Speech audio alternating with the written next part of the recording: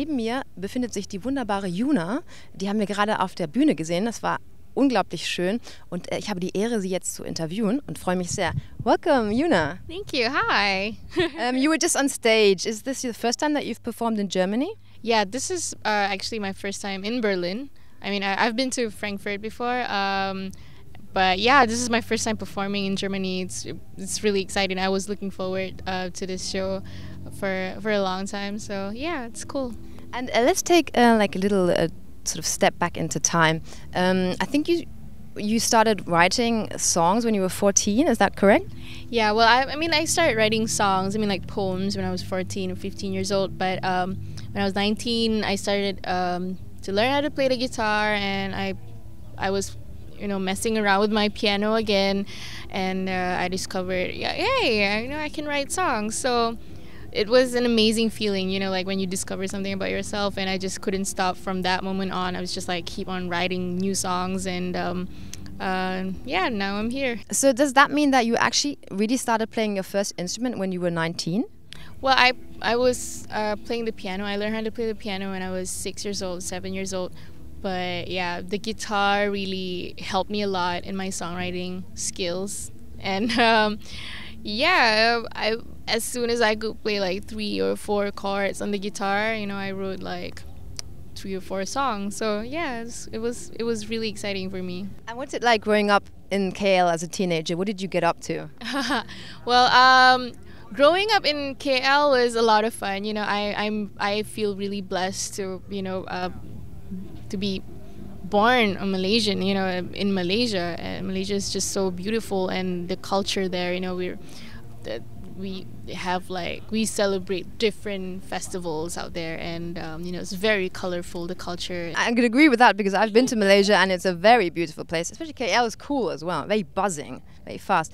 And what is it like career-wise for a Malaysian artist to make a break in Malaysia? Because I talked to my friend from Malaysia and he said it's not that easy as a Malaysian artist in Malaysia, actually. Would you agree with that? It's a little bit difficult making music out there, especially when you're an English musician like myself. I for a couple of years I had to I couldn't get by just having my English music. I had to write more Malay music, and that worked really well for me back home, and I just wanted to do something more with my English music, I guess. So that's why I came out to LA 2 years ago, just to work with a lot of different producers and work on my English stuff. And yeah, it's cool. And can you say what the difference is between singing in Malay or in English? For me, writing Malay music is a lot difficult for me personally, because the Malay language is just so beautiful. It's so pretty,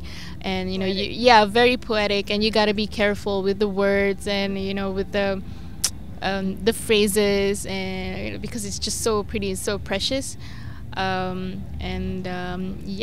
mean, I sometimes have a hard time just writing a good Malay song. It's a little bit longer, like the words, like I love you is just like 3, just like 3 words. But for the Malay language, it's like aku cinta kamu. It's like there's a lot to work on, and with music you have to really calculate everything. You have to plan everything and just make sure that it sounds nice. You know what I mean?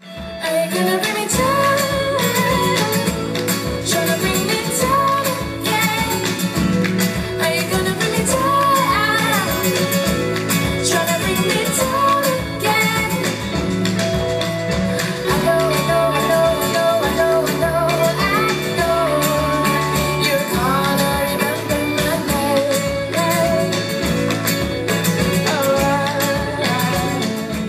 You mentioned working with different producers, and obviously everybody asks you about Pharrell. Yeah. And sorry about that, but I thought maybe I'll try a different stance to it and ask you the very, very first moment you met Pharrell. What went through your mind? Oh my God, it was crazy. I flew from KL to LA to Miami, and I didn't have time to process the whole thing. Oh my God, I'm gonna work with Pharrell. And I thought as soon as I arrived in Miami, I thought that I could get like a couple of hours just to chill, you know, like maybe change my clothes and, you know, fix my makeup or something. But no, we arrived at the studio and he got out from his car and I got out from the taxi. I'm like, oh, it's Pharrell, you know. So I didn't have any time to kind of like process the whole thing. It's just like, hi, I'm Yuna, you know. He's like a really cool guy. He's really sweet and very welcoming, and he, in a weird way, like he truly believed in what, you know, I can do. Like he believed in my talent, and it was really sweet of him to think that way, you know. I'm just like, no, I can completely comprehend that that he believes in you. I mean, everybody I've been talking to is mesmerized by your voice and your songs. Absolutely. And you seem like a really humble and modest person. Have you always been that way? And don't these kind of, all this sort of, you know, meeting famous people and all this success go to your head in any way?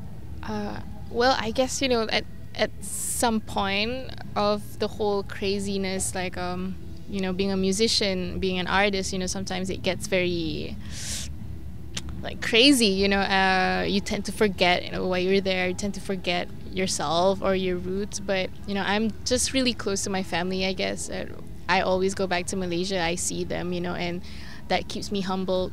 But at the same time, you know, whenever you meet like people like Pharrell or, you know, Russell Simmons or, you know, everyone else, you know, like all these huge names, you just feel really humbled in their presence, you know, like oh my God, okay, I'm here, you're here. But it's just really cool when you work with them, you know, they bring you up to the same level. Because I think you have like a really beautiful like aura around you when you're like, also in interviews. I looked at a few interviews and you're always like, it's really positive energy that, yeah, I should say that. Just a happy person in general, but yeah. Don't hide from what you are, and rise before you fall, and hope for something more. Live if you really want to move. Live if you really want to move. Do your parents approve of what you're doing? Do they support you? Yeah, well, they're the most excited ones, I think. When I started writing songs, you know, I didn't want to like pursue it as a career, but they were like, what? No, do it. Like, what? Are you crazy? You know, they're just like really supportive, and they're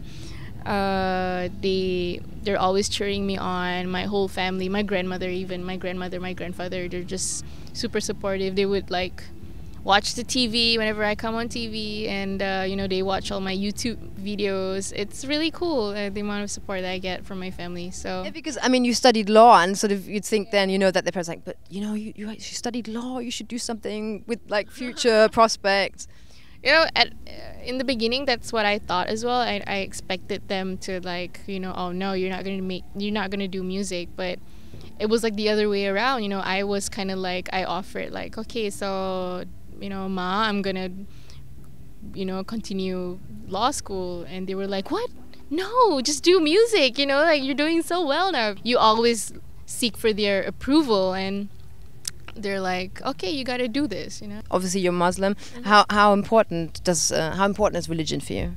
Well, religion is a huge part of me, you know. I grew up practicing my religion, and when I was like 19, this was like a little bit before I started making music, you know. I wore the hijab, which is like the head wrap that I'm wearing now, and since then, you know, I never took it off, and I'm just really comfortable. I feel like I'm at this point in my life where I'm just really comfortable in my own skin, you know. I'm just like really glad I finally found that balance, and yeah, that is that energy, that kind of energy, that's what kept me going, and that's what brought me here today.